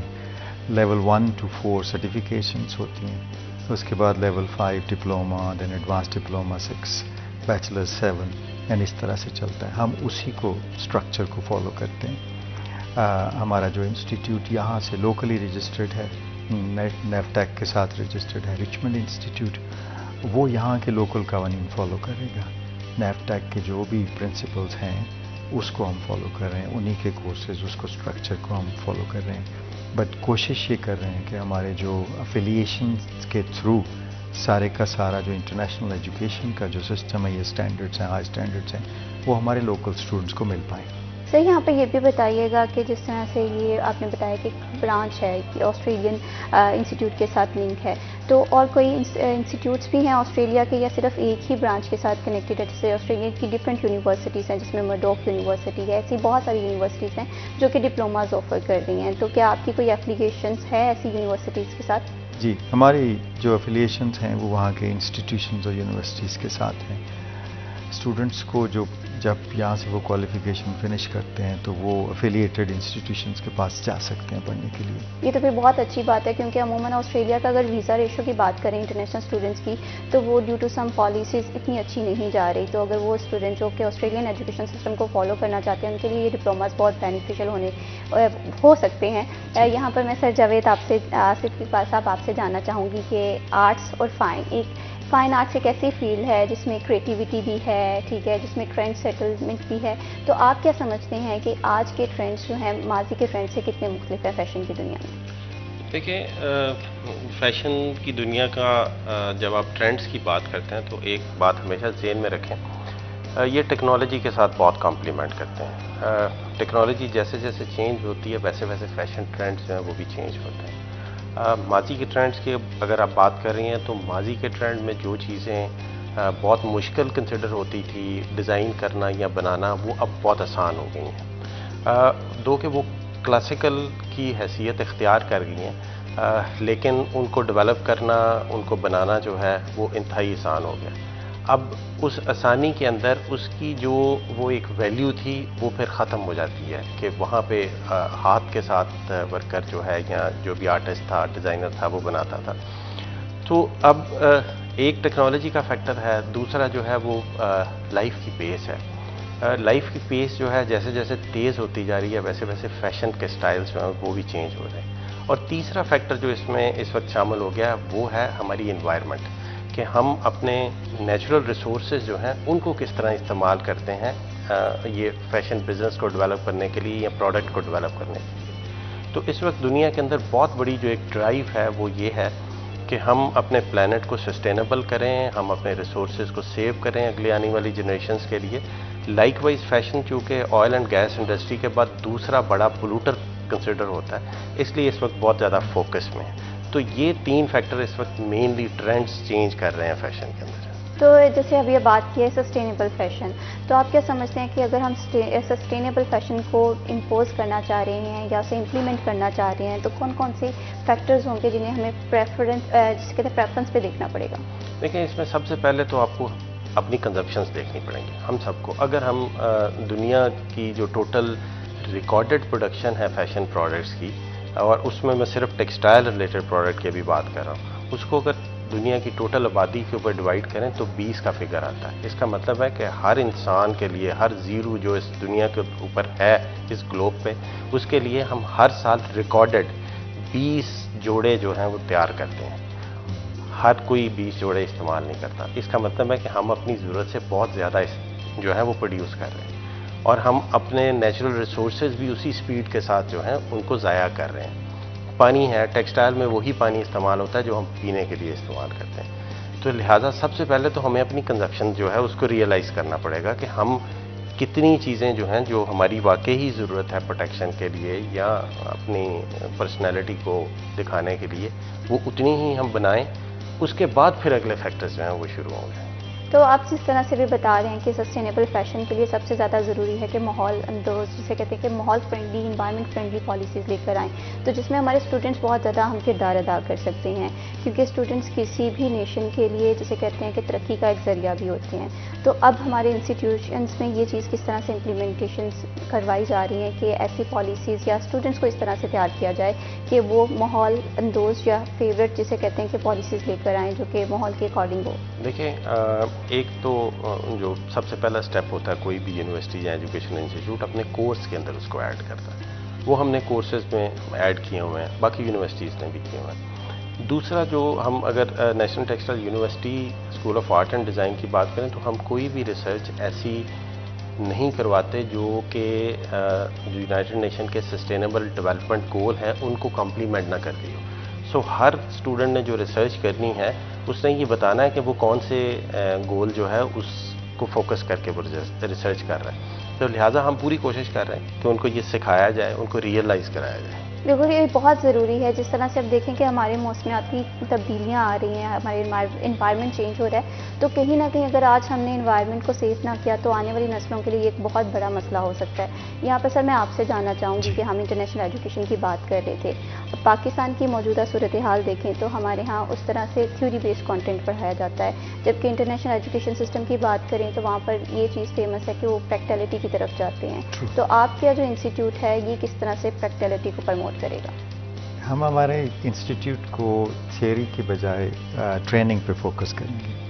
जैसे मैंने पहले अर्ज़ किया कि हमारे जो मेन एम है वो हमारे जो यंगस्टर्स हैं, हमारे स्टूडेंट्स जब ग्रेजुएट करेंगे तो वो उनके पास एक स्किल होगा, वो स्किल को लेके चलेंगे। और स्किल की डेवलपमेंट के लिए ज़रूरी है कि हम उनकी ट्रेनिंग करें, वो तालीम और तरबियत वाली बात करें। वो कल्चरल साइड पे भी आ जाती है, लेकिन टेक्निकल स्किल देंगे जिसके बाद वो अपने लिए काम पैदा कर सकेंगे। Environment is a very important factor. मेरा ख्याल है हमें दुनिया की जो लीडिंग कंट्रीज़ हैं, Australia is one of those. Australia में तो एनवायरनमेंट पे इतना काम होता है, ख्याल करते हैं दरख्तों को। वो बच्चे जब स्कूल में होते हैं तो उनके लिए ये एक इम्पॉर्टेंट पार्ट है कि वो अपने लिए कोई दरख्त, कोई सब्ज़ी, कोई कुछ ना कुछ लगाएं स्कूल की ग्राउंड्स के ऊपर। तो उसी तरह का हम एलिमेंट डेवलप करेंगे अपने स्टूडेंट्स में कि अगर वो कोई टिम्बर यूज़ करते हैं ट्रेनिंग के लिए या कोई इलेक्ट्रिक वायर्स यूज़ करते हैं, कुछ भी करते हैं, तो वो एनवायरमेंटली फ्रेंडली हो, ज़ाया ना हो वो चीज़ें। बिल्कुल, कि कहीं ना कहीं जिसे कहते हैं कि हमें अपने कोर्सेज में ये सारी चीज़ें इंप्लीमेंट करने की ज़रूरत है। प्रैक्टिकलिटी भी ज़रूरी है, लेकिन थ्योरी बेस्ड भी थोड़ा बहुत समझना बहुत ज़रूरी है। इससे एक तो ये है कि इंसान को एक कॉन्सेप्ट मिल जाता है सोचने समझने की सलाहियत का। यहाँ पर सर मैं आपसे जानना चाहूँगी, क्योंकि फ़ैशन की फील्ड एक ऐसी है, इसमें हमारी टेक्सटाइल इंडस्ट्री भी आ रही है, इसमें हमारा इंटीरियर भी आ रहा है, इसमें हमारी जिसे कहते हैं कॉस्ट्यूम डिज़ाइनिंग भी आ रही है। तो वो स्टूडेंट्स जो कि फ़ैशन को पढ़ना चाहते हैं, तो आप उन्हें क्या सजेस्ट करते हैं कि वो कौन सी फ़ैशन की फील्ड को फर्दर चूज़ करें जिसका स्कोप ज़्यादा है? देखिए, फैशन और डिज़ाइन का इस वक्त स्कोप बहुत राइज के ऊपर है। हम अभी बाकी दुनिया को छोड़ें, हम सिर्फ पाकिस्तान को देखें। हम 25 करोड़ की आबादी हैं, और 25 करोड़ की आबादी जो है अगर साल में सिर्फ एक जोड़ा पहनना चाहे तो आप मल्टीप्लाई करके देख लें कि ये लाखों करोड़ों मीटर्स जो हैं वो हमें चाहिए। और अपनी इन्वायरमेंट में देखें तो इस वक्त काउंटलेस ब्रांड्स हैं, और वो सारे काउंटलेस ब्रांड्स जो हैं ये डिज़ाइन हंगरी हैं। उनको डिज़ाइन चाहिए, उनको डिज़ाइनर चाहिए। सो डिज़ाइनर जो है जिसने फैशन की वर्ड के अंदर आना है, एक तो फैक्टर ये है कि जी ऑफ कोर्स उसको इंटरेस्ट होना चाहिए। इंटरेस्ट इन अ सेंस के वो अपनी डिज़ाइन सेंस जो है वो उसको डेवलप करे, वो डिज़ाइन क्रिएट करने की एबिलिटी रखता हो। सेकेंडली जो उसको चाहिए कि वो सिर्फ डिज़ाइन ना क्रिएट कर सकता हो। आप देखें कि एक आम जो पेंटर है या कोई जिसके पास ड्राइंग की स्किल है, वो डिज़ाइनर नहीं बन सकता। उसकी वजह क्या है? वजह यह है कि टेक्सटाइल डिज़ाइनर और फिर फैशन डिज़ाइनर बनने के लिए आपको पूरी टेक्नोलॉजी का पता होना चाहिए कि फैब्रिक अगर बनना है तो वो कैसे बनना है, अगर उसको डाई लगनी है तो कौन सी डाई लगनी है, उसमें से सस्टेनेबल कौन सी होगी, डेंजरस कौन सी होगी, फिर आपने कॉस्टिंग कैसे करनी है, फिर आपने उसके ऊपर बाकी जो ऑर्नामेंट्स हैं वो कैसे लगाने हैं, और फिर उसको जिस कल्चर के अंदर वो डिज़ाइन कर रहा है उस कल्चर के नॉर्म्स का पता होना चाहिए, उस कल्चर की हिस्ट्री का पता होनी चाहिए, तो तब वो डिज़ाइन जो है वो कर सकेगा। सो अगर कोई फैशन डिज़ाइनर बनना चाहता है तो उसे इसके लिए तैयार रहना चाहिए कि उसने सिर्फ ड्राइंग और रंगों के साथ खेलना नहीं सीखना, उसने एक बहुत बड़ा कैनवस है जिसमें टेक्नोलॉजी है, जिसमें डिज़ाइन है, जिसमें कलर हैं, जिसमें हिस्ट्री है, ये सारे उसने पढ़ने हैं, तो तब वो एक अच्छा डिज़ाइनर बन सकता है। बिल्कुल, ये ऐसी फील्ड है जो कि दिन ब दिन बहुत ज़्यादा ग्रो कर रही है, जिसमें टेक्नोलॉजी भी आ रही है, जिसमें हमारे जिसे कहते हैं कलर्स भी आ गए, ग्राफिक डिज़ाइनिंग भी आ गई। यहाँ पर सर मैं आपसे एक चीज़ जानना चाहूँगी, शायद आप मेरी इस बात से एग्री करें कि हमारे यहाँ एक से बढ़ के एक ट्रेंड है और डिफरेंट हमारे स्टूडेंट्स भी रोज़ाना जिसे कहते हैं कि फ़ैशन ट्रेंड्स को प्रमोट कर रहे हैं, लेकिन एक चीज़ मैं मिसिंग देखती हूँ कि ऐसा फ़ैशन जो कि हर आम और ख़ास के लिए बनाया जाए। डिज़ाइनर्स आ रहे हैं लेकिन वो आम आवाम के लिए कपड़े नहीं बना रहे, वो प्रेफर कर रहे हैं ब्रांड्स की तरफ। तो आप क्या समझते हैं कि जो न्यू डिज़ाइनर्स हमारे ग्रेजुएट होते हैं उन्हें किस तरह से इस चीज़ को मद्देनज़र रखने की ज़रूरत है? देखिए, ये जो आपने क्वेश्चन किया ना, ये बिल्कुल आपने बिल्कुल ठीक कहा है, ये फैक्ट है, लेकिन इसका एक साइकिल है। अब ये देखें कि अगर हम 2 डिकेड्स पीछे चले जाएं तो पाकिस्तान में डिज़ाइन नाम की कोई चीज़ नहीं थी। फिर कुछ इंस्टीट्यूट आए, जैसे हमारी यूनिवर्सिटी है, जब हमने शुरू किया तो फैसलाबाद में डिज़ाइन की कोई एग्जिस्ट ही नहीं करती थी कोई चीज़। इस तरह और बहुत सारे जो इंस्टीट्यूट है, यूनिवर्सिटीज़ हैं, वो इसके अंदर आई, उन्होंने ये एजुकेशन देनी शुरू की। अब एक ब्रीड पैदा होनी शुरू हुई डिज़ाइनर्स की। अब वो डिज़ाइनर है, और डिज़ाइनर है तो वो देखेगा कि सबसे पहले मुझे कहाँ पे फ़ायदा है। आप एक डिज़ाइनर जो है वो ब्राइडल ड्रेस बनाता है, उसमें उसका फोकस सिर्फ इसके ऊपर है कि इसके ऊपर ऑर्नामेंटेशन कितनी होगी, ये कितना खूबसूरत लगेगा, इसमें डिफरेंस क्या क्रिएट करेगा। बट आप देखें वो वन टाइम यूज़ के लिए, कॉस्ट बहुत ज़्यादा है। बिल्कुल, सस्टेनेबिलिटी बहुत ज़्यादा ज़रूरी है। इसी टॉपिक पे बात करेंगे, लेकिन अभी वक्त हुआ है एक ब्रेक का, हमारे साथ रहिए।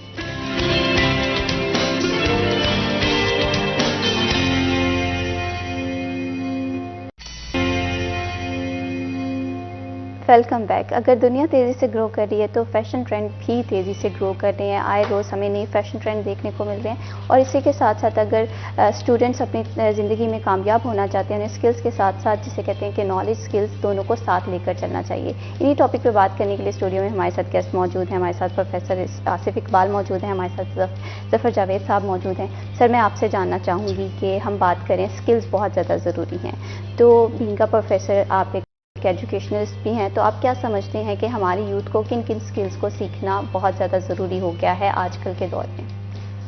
मेरे ख्याल में जो नॉन कन्वेंशनल स्किल्स जो कि हमारे स्टूडेंट्स को, हमारे यंगस्टर्स को मीडिया से पता चलते हैं, अवेयरनेस तो है, उनको सीखना चाहिए।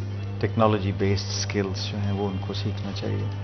कुछ चैलेंजेस आते हैं वो टेक्नोलॉजी बेस्ड स्किल्स को डेवलप करने में और उसको आगे लेके जाके प्रोफेशन में टर्न करने में, लेकिन मेरा ख्याल है उस पर स्टूडेंट्स को परसिस्ट करना चाहिए, उसी को लेके चलना चाहिए। उससे रिलेटेड थ्योरेटिकल एजुकेशन लें, फिर उसको प्रैक्टिकल इम्प्लीमेंटेशन करें, उसको करियर बनाएं, उसके बाद उनकी वो लाइफ में वो काम आएगा उनके। जब वो आज के जो मॉडर्न स्किल्स रिक्वायर्ड हैं उनको लेके उन्होंने अपना करियर बनाना है, तो उसके लिए उन्हें चाहिए कि वो अपनी दुनिया के, अपने शहर की दुनिया के बाहर की दुनिया को भी देखें कि वहाँ क्या हो रहा है। तो गूगल और जो है वो सर्च इंजन्स मौजूद हैं, उसके थ्रू बच्चियों को चाहिए कि वो सर्च करें कि जो भी स्किल वो डेवलप कर रहे हैं या करना चाह रहे हैं उसमें क्या हो रहा है बाकी दुनिया में। थ्योरेटिकल साइड उनकी जो है वो कवर हो जाएगी उनके लोकल स्कूल से, यूनिवर्सिटी से, कॉलेज से, लेकिन जो प्रैक्टिकल साइड ऑफ थिंग्स है या इम्प्लीमेंटेशन है या एम्प्लॉयबिलिटी स्किल्स हैं या फर्दर डेवलपमेंट जो हो रही है, वो सारी की सारी उन्हें पता चलेगी उनको अपने खुद से पढ़ने से, रिसर्च करने से। बिल्कुल, टेक्नोलॉजी से जिसे कहते हैं हम आहंग होना बहुत ज़्यादा ज़रूरी है। इससे ना तो सिर्फ आपको पाकिस्तान का पता चलेगा बल्कि आसपास की जो दुनिया है, हमारे जो साथ में ममालिक हैं उनके हवाले से भी हमें पता चलेगा कि वहाँ पर इस सेक्टर को किस तरह से प्रमोट किया जा रहा है। यहाँ पर सर मैं आपके इंस्टीट्यूट के हवाले से बात करना चाहूँगी कि आपके इंस्टीट्यूट में जो डिप्लोमाज ऑफ़र किए जा रहे हैं, तो अमूमन स्टूडेंट्स का ये कंसर्न होता है कि वो किसी डिप्लोमा की तरफ जाएँ तो वो वर्ल्ड वाइड एक्सेप्ट हों। तो क्या आपके डिप्लोमाज वर्ल्ड वाइड एक्सेप्टेबल हैं? जी, हमारे डिप्लोमास दोनों जगह पे रजिस्टर्ड हैं, ऑस्ट्रेलिया में भी और पाकिस्तान में भी। और एज अ स्टैंडर्ड जो भी क्वालिफिकेशन ऑस्ट्रेलिया की है, ऑस्ट्रेलिया से एक्रेडिटेड है, रजिस्टर्ड है, वो तो सारी दुनिया में एक्सेप्टेबल है, and that's a known fact. और हमारे जो इंस्टीट्यूशंस हैं, सारे कॉलेजेस जो हमारे ऑस्ट्रेलिया में, हम उस पर कंप्लायंस पे बड़ा ध्यान देते हैं। हमारे जो भी रेगुलेटर्स हैं वो वहाँ ऑस्ट्रेलिया में लोकल लेवल पे, हम उनको पूरी तरह से उनके स्टैंडर्ड को कंप्लाई करते हैं। उसकी वजह से जो क्वालिफिकेशंस हम इशू करते हैं किसी भी स्टूडेंट को, तो वो क्वालिफिकेशन सारी दुनिया में एक्सेप्टेबल होती है। बिल्कुल सर, यहाँ पर ये भी बात बताइएगा, जब भी इंटरनेशनल एजुकेशन सिस्टम की बात आती है तो बहुत सी बड़ी बड़ी यूनिवर्सिटीज़ हैं यूके की जो कि पाकिस्तान में यहाँ पर जिसे कहते हैं डिस्टेंस लर्निंग पे एजुकेशन भी ऑफ़र कर रही हैं, लेकिन जब बाद में स्टूडेंट्स उस कंट्री में जाता है तो उन्हें English language test waive off कर दिया जाता है। तो मेरा सेम क्वेश्चन ये है कि अगर कोई आपके इंस्टीट्यूट से ये डिप्लोमा करता है तो वट एवर वो ऑस्ट्रेलिया में जाकर एजुकेशन हासिल करना चाहता है तो उसे आइल्स करने की ज़रूरत पड़ेगी या उसे इंग्लिश टेस्ट जो है वेव ऑफ कर दिया जाएगा? वेव ऑफ नहीं किया जाएगा, बिकॉज मेरे ख्याल में जिस लैंग्वेज में आपको क्वालिफिकेशन करनी है उस लैंग्वेज पे आपको अबूर होना चाहिए एट सम लेवल। जो आइल्स की रिक्वायरमेंट है वो हमारी क्वालिफिकेशन स्टार्ट करने के लिए भी है, लेकिन बहुत सारे बच्चे हमारे पास ऐसे आएंगे जिन्होंने आइल्स या पीटी नहीं किया हुआ है। तो हमने अपने इंस्टीट्यूशन के अंदर सेटअप ऐसा रखा है कि हर बच्चे को इंग्लिश लैंग्वेज कोचिंग मिलेगी।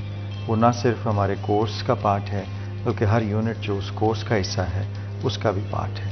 तो हम इंग्लिश लैंग्वेज खुद पढ़ाएंगे, फिर वी विल इंश्योर कि वो बच्चा और बच्ची जब उनकी क्वालिफिकेशन ख़त्म होने से पहले उनके पास आइल्स का रिक्वायर्ड स्कोर मौजूद है। बिल्कुल, आइल्स का वेव ऑफ नहीं मिलेगा स्टूडेंट्स को, तो उन्हें लाजमी आइल्स करना पड़ेगा। यहाँ पर एक और चीज़ सर मुझे क्लियर कर दीजिएगा कि जिस तरह से आपने बताया कि डिफरेंट लेवल्स के डिप्लोमाज आपके पास मौजूद हैं, लेवल 3 में अमूमन वो लोग जाते हैं जिनका इंटरमीडिएट कंप्लीट होता है, तो क्या नंबर्स की भी कोई शरायत है कि अगर आपके इंटरमीडिएट में इतने परसेंटेज होगी तो देन वो लेवल 3 में जा सकेगा? मिनिमम 60% जो है वो मार्क्स होने चाहिए इंटरमीडिएट में या any previous qualification. Like for example हम लोग एक क्वालिफिकेशन यहाँ ऑफर करते हैं, ग्रेजुएट डिप्लोमा इन मैनेजमेंट, तो वो उस क्वालिफिकेशन के लिए एक बैचलर्स डिग्री चाहिए, उसमें 60% मार्क्स हों। अगर वो 60% मार्क्स नहीं है या दैट क्वालिफिकेशन इज़न्ट देयर, तो फिर हम लोग उस कैंडिडेट के एक्सपीरियंस के बेस पे उसकी एप्लीकेशन असेस करते हैं। बिकॉज ऑस्ट्रेलिया में ये चीज़ अलाउड है कि अगर आपके पास राइट क्वालिफिकेशन नहीं है बट एक्सपीरियंस है, तो जो उस इदारे का हेड है या असेसर है वो आपको असेस करके उसमें क्वालिफिकेशन में ले सकता है। बिल्कुल, मतलब कहीं ना कहीं अगर एक स्टूडेंट है जिसका बैकग्राउंड इंजीनियरिंग का है और फर्दर से बिजनेस मैनेजमेंट में जाना है तो वो बिजनेस के एक्सपीरियंस को लगाकर जो है वो इस डिप्लोमा में एडमिशन ले सकता है। यहाँ पर सर मेरा क्वेश्चन जो है प्रोफेसर जफर साहब आपसे है कि फैशन और रिसर्च ये बहुत जिसे कहते हैं कि लाजम मलजूम है, तो आप क्या समझते हैं कि हमारे यहाँ फैशन इंडस्ट्री में रिसर्च पे कितना काम हो रहा है? देखिए, फैशन का तो बेस ही रिसर्च है। अब कोई भी डिज़ाइनर जब वो करता है तो सबसे पहले वो रिसर्च करता है कि मैं जिस एंगल पे काम करने लगा हूँ या जिस इंस्पिरेशन के साथ काम करने लगा हूँ वो मैंने कहाँ से ढूंढनी है। सो वो थोड़ी करे या वो ज़्यादा करे, वो रिसर्च करता है। अच्छा, अब बाज़ दफ़ा ना हम लोग फैशन की रिसर्च को और साइंटिफिक रिसर्च को आपस में मिक्स कर लेते हैं। फैशन रिसर्च के दो पार्ट हैं। एक पार्ट ये है कि जिसमें वो इंस्पिरेशन ले रहा है, जिसमें वो एग्जिस्टिंग मोटिव्स जो हैं उनको रिवाइव करने की बात कर रहा है, वो ट्रेडिशनल स्किल्स को रिवाइव करने की बात कर रहा है, तो वो उसको रिसर्च करता है। और दूसरा जो है वो ये है कि जी टेक्नोलॉजी क्या अवेलेबल है, कोई नई टेक्नोलॉजी क्या आई है, नई टेक्निक क्या आई है, मैं उसको इम्प्लीमेंट करूँ, तो वो उसको भी सीख रहा होता है। सो अनलाइक साइंटिफिक रिसर्च, इसके थोड़े से डायनामिक्स डिफरेंट हैं, लेकिन कोई भी अच्छा डिज़ाइनर जो है, जो डिज़ाइनर है, कॉपी कैट नहीं है, वो दूसरों को कॉपी नहीं कर रहा, तो वो बगैर रिसर्च के डिज़ाइन क्रिएट ही नहीं कर सकता। बिल्कुल, वाकई रिसर्च बहुत ज़्यादा ज़रूरी है, अगर क्योंकि रिसर्च और फैशन एक ऐसी फील्ड है, इसमें अकेला आप थ्योरी को फॉलो करके नहीं कर सकते, इसमें एक क्रिएटिव माइंड की ज़रूरत होती है, इसमें ब्रेनस्टॉर्मिंग की ज़रूरत होती है। अगर आप इन दो चीज़ों को सही तरह से फिट कर लेते हैं तो आप जिसे कहते हैं एक बहुत अच्छे डिज़ाइनर बन सकते हैं। तो सर यहाँ पर एक और बात मैं आपसे जानना चाहूँगी कि फर्दर जैसे हर मौसम के एक ट्रेंड होते हैं, अब जैसे सर्दियाँ जो हैं वो गर्मियों की तरफ रवां दवां हैं, तो मैं आपसे जानना चाहूँगी कि फर्दर इस समर में क्या फैशन ट्रेंड हो सकता है फीमेल्स के हवाले से भी, और जो हमारे यूथ हैं जिसे कहते हैं लड़के भी बड़े कॉन्शियस होते हैं फैशन को लेकर, तो आप मुझे लेके जा रही हैं फैशन के इल्म नजूम की तरफ। मैं कहा कि इस जिसे कहते हैं कि आपकी मौजूदगी से थोड़ा सा फायदा उठाया जाए और हमारी ऑडियंस को भी फैशन ट्रेंड से मुतारिफ कराया जाए। देखिए, मैं उस पर ना आपको एक जेनेरिक बता सकता हूँ कि किस तरह की चीज़ें पॉसिबली आ रही हैं या चांसेस हैं जिनके आने के। जो हमारा फैशन फोरकास्टिंग का एक सर्कल है, एक तो ये कि अभी डिसाइड नहीं होना, ये आज से साल पहले या 1.5 साल पहले डिसाइड हो गया कि इस सीज़न में कलर्स कौन से आने हैं, कलर पैलेट कौन से आने हैं। इस वक्त जो ट्रेंड ऑन राइज है वो इट्स मोर के जी पेस्टल कलर्स जो हैं वो आप कह लें कि ट्रेंड के अंदर है। और सेकेंडली इसको चेंज करता है या जो गवर्न करता है वो है कि हमारा मीडिया इस वक्त जो है उसके ऊपर क्या आ रहा है, फिर इंटरनेशनल जो मीडिया फ्रेमवर्क है उसके ऊपर किस तरह की चीज़ें जो हैं वो सामने आ रही हैं। और प्लस ये है कि हमारे अब एक बड़ा स्ट्रॉन्ग आप कह लें कि डेवलपमेंट हो रही है कि जो हमारी एथनिक क्राफ्ट्स हैं उनके रिवाइवल के लिए और उनको दोबारा इन करने के लिए। सो 3-4 चीज़ें हैं जिसमें मिनिमलिज्म है, जिसमें एथनिक रिवाइवल है और जिसमें कलर की फोरकास्ट है, ये सारे मिलकर डिफाइन करते हैं। और अब तो फैशन इतना फास्ट हो गया कि आप ये नहीं कह सकते कि ये ही एक फैशन होगा, अब तो पैरेलल 50 तरह के फैशन जो है वो चल रहे होंगे। तो एक बात कही जाती है कि जब भी फैशन की बात करें, ड्रेसेस की बात करें, पहनावे की बात करें, तो कहते हैं कि फैशन जो है वो वापस लौट के आता है।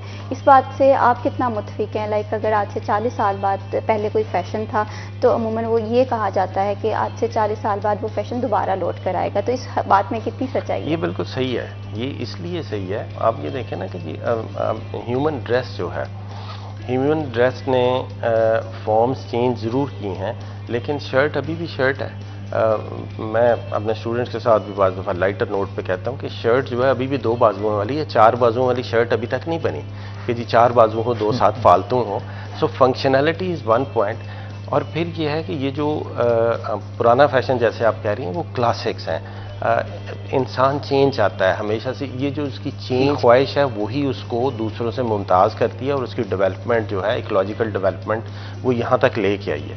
तो लिहाजा ये रिवाइवल होता ही है, ये इसका पूरा एक साइकिल है कि जी ये एक राइज के ऊपर जाता है, फिर ये फॉल पे जाता है, फिर ये उसमें से कुछ पोर्शन क्लासिक्स में हो जाता है, जो क्लासिक्स में होते हैं फिर वो रिवाइव करते हैं, वो 40 साल बाद कर रही हैं। बात मैं कहना चाहूँगी कि वो लोग जो कि अपनी जैसे मदर्स की ड्रेसेस फीमेल्स अक्सर संभाल के रखती हैं कि वो कहते हैं कि जब फैशन ट्रेंड चेंज होगा तो हम लाजमी पहनेंगे, तो फैशन वाकई ही लौट कर वापस आता है। तो कहीं ना कहीं अपने ड्रेसेस को संभाल कर रखें।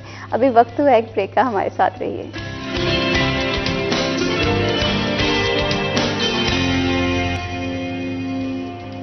Welcome back. आज प्रोग्राम में बात हो रही है कि फ़ैशन ने किस तरह से जिद्दत अपनाई है और हमारे जो फ़ैशन के स्टूडेंट्स हैं उन्हें कौन कौन सी टेक्नोलॉजी को अपने अंदर शामिल करना पड़ेगा, इसी टॉपिक पे बात करेंगे। और साथ ही साथ एक और टॉपिक है जो कि हमारी नौजवान नस्ल के लिए काफ़ी ज़्यादा इंटरेस्टिंग है, वो लोग जो कि एम्प्लॉयमेंट की तलाश में है और उन्हें नहीं पता कि कौन सी स्किल्स को फॉलो करना चाहिए।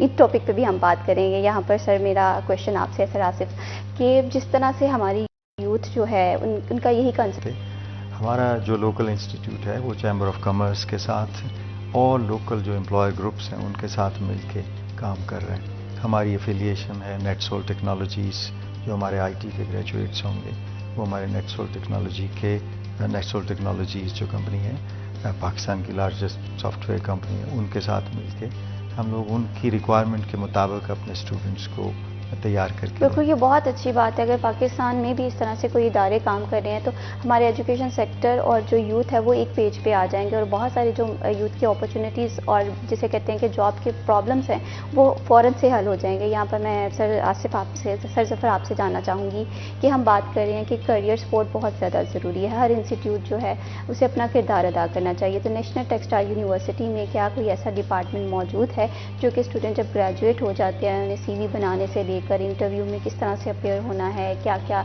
टर्मिनोलॉजीज जो हैं वो इंटरव्यू में सपोर्ट कर सकती हैं, ऐसा कोई तरीकाकार सिखाएं? ये डेफिनेटली है। NTU में आप ये देखें, अगर आप NTU को कंपेयर करें ना तो NTU अल्हम्दुलिल्लाह one of the top runner university है इन अ सेंस कि जिनका यूनिवर्सिटी इंडस्ट्री रिलेशन बड़ा स्ट्रॉन्ग है। एक तो हमारा अलुमनाई के साथ बड़ा स्ट्रॉन्ग रिलेशन है जी। सेकेंडली ये है कि चूँकि हम इंडस्ट्री फोकस हैं तो हमारी ये आप कह लें मजबूरी है और फर्स्ट प्रायोरिटी है कि हमने इंडस्ट्री की डेवलपमेंट को पेस को फॉलो करना है, उसको लीड करना है और उनके साथ बड़ा स्ट्रॉन्ग राब्ता रखना है। तो वो है हमारे पास।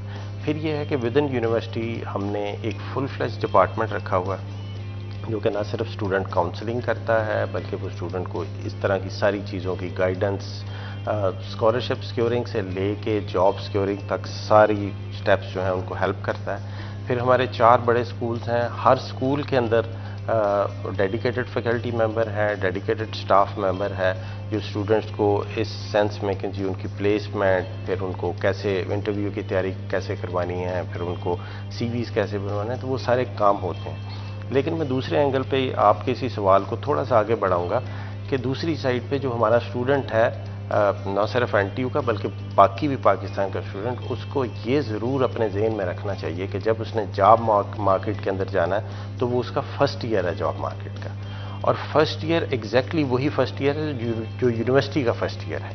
तो आपको काम करना है, जो भी मिल जाए, आपको नखरा नहीं करना।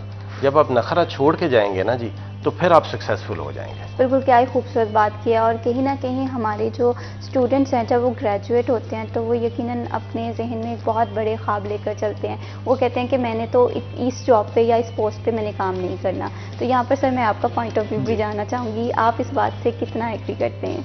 मेरे ख्याल ज़फ़र साहब ने बड़ी अच्छी बात की है कि आप उसको अपने जॉब के पहले साल को पूरी कमिटमेंट के साथ इस तरह से लें कि ये मैंने इस मार्केट में एंटर होना है।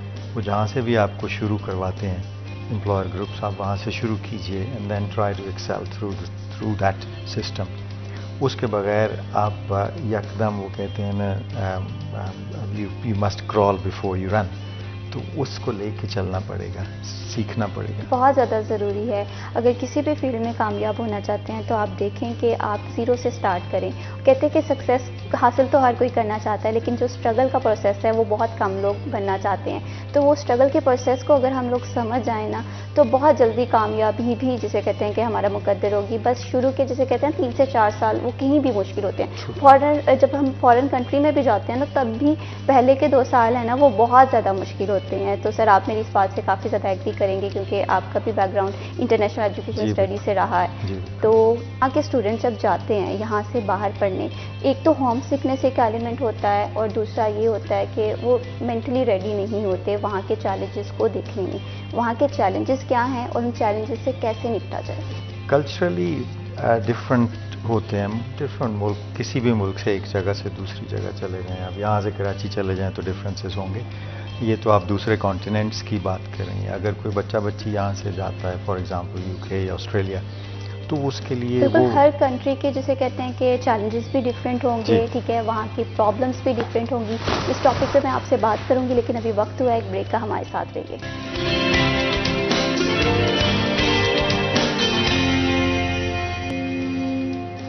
Welcome back. आज का हमारा प्रोग्राम उन तमाम स्टूडेंट्स के लिए काफ़ी ज़्यादा इन्फॉर्मेटिव है जो कि फ़ॉरेन मुल्क में जाके एजुकेशन भी हासिल करना चाहते हैं, तालीम के ज़रिए भी जिसे कहते हैं कि अपना करियर जो है वो स्ट्रॉन्ग करना चाहते हैं। इसी के साथ साथ फैशन के स्टूडेंट्स के लिए भी ये टॉपिक और ये जो प्रोग्राम है काफ़ी ज़्यादा इंटरेस्टिंग होने वाला है। सर ब्रेक पे जाने से पहले हम बात कर रहे थे कि हर कंट्री के डिफरेंट चैलेंजेस होते हैं और हमारे यहाँ जब बच्चे यहाँ से बाहर जाते हैं तो उन्हें वो बुनियादी तौर पर और मेंटली तौर पर उन चैलेंजेस का सामना करने की रेडी नहीं होते। तो आप क्या समझते हैं हैं वहाँ क्या क्या चैलेंजेस हैं और किस तरह से उन चैलेंजेस को सामना करना पड़ेगा उन चैलेंजेस का? हमारा कल्चर बड़ा मुख्तलिफ है जो वेस्टर्न कंट्रीज़ में जिधर हमारे बच्चे बच्चियाँ जाना चाहते हैं। उन कंट्रीज़ में आपको खुद से काम करना पड़ता है, अपने लिए अपनी जो लाइफस्टाइल है उसको मेंटेन करने के लिए खुद से करना पड़ता है। I mean if you are a millionaire तो आप obviously you can hire everyone, लेकिन जहाँ तक आप हमारा जो मिडिल क्लास है उसके बच्चों बच्चियों का ताल्लुक है, उनको जाके अपना रहना बहना जो है वो उसको खुद से मेंटेन करना पड़ेगा, अपने लिए एम्प्लॉयमेंट ढूंढना पड़ेगी, स्टडी है। यहाँ का कंपैरिजन अगर मैं वहाँ से करूँ किसी भी वेस्टर्न कंट्री का, तो यहाँ तो अम्मा उठाती हैं, सुबह नाश्ता कराती हैं, फिर प्यार से भेजती हैं। वहाँ खुद ही अलार्म लगा के उठना पड़ेगा, आपको खुद नाश्ता बनाना पड़ेगा। ये चीज़ें बड़ी डिफरेंट हैं। अब रहेगी, हम उसको एक नेक्स्ट स्टेप पे आते हैं। एजुकेशनल सिस्टम जो हमारा है वो सिग्निफिकेंटली डिफरेंट है दूसरे कंट्रीज से, वेस्टर्न कंट्रीज से।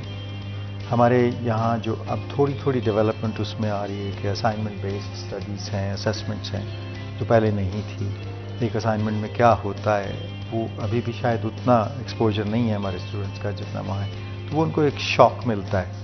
तो वर्क एथिक डेवलप नहीं हुआ होता यहाँ पे, पंक्चुअलिटी नहीं होती, प्रोफेशनलिज्म नहीं होता उतना, वो उन चीज़ों पे काम करने की ज़रूरत है।